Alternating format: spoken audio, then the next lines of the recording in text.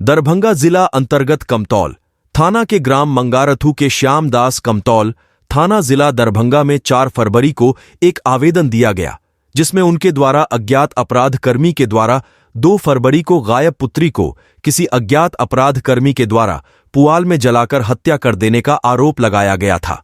आवेदन के आलोक में कमतौल थाना कांड संख्या 23/24 4 फरवरी को धारा 302, 201, 120 बी के अंतर्गत किया गया।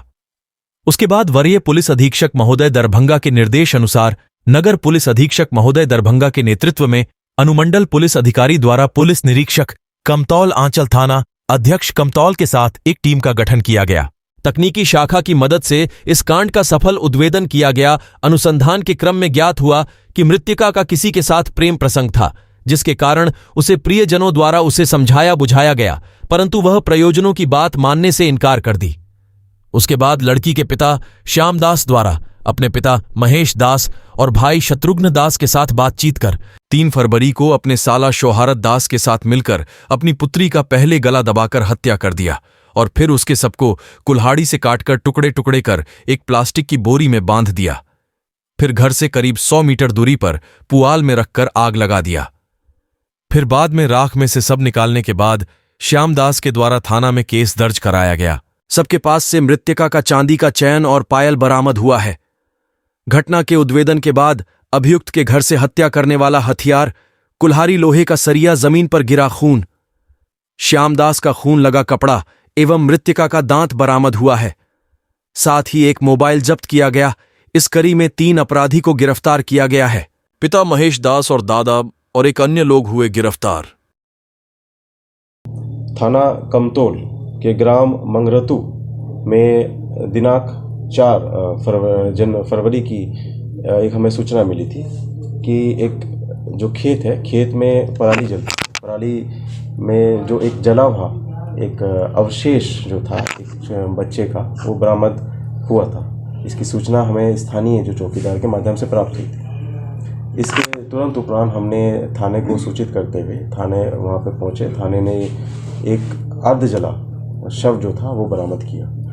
इस जैसे ही हम लोगों ने उसमें अग्रिम हमने कार्रवाई करने के लिए एफएसएल टीम को बुलाया, तो एफएसएल ने भी वहाँ पे अर्ध जले जो शरीर था उसके दांत और अन्य जो बोन होता है, हड्डियाँ होती हैं, वो भी बरामदगी की गई उसमें। और हमने और जब छानबीन आगे किया तो जो एक चेन थी, सोने की जो चेन थी, उसके सत्यापन के बाद में ये चीज़ सामने आई कि दिनांक 2 फरवरी से ही गांव की ही श्यामदास नामक व्यक्ति की एक जो लड़की है वो गायब थी। इस संदर्भ में जब और पूछताछ की गई तो जो श्यामदास जो नामक जो व्यक्ति है, उसने अपने अपराध को कबूलते हुए ये चीज़ बात को स्वीकारा कि उसकी जो बेटी है वो किसी अन्य लड़के से बात करती थी, जिससे वो नाखुश होकर उसने अपनी बेटी के साथ मारपीट किया।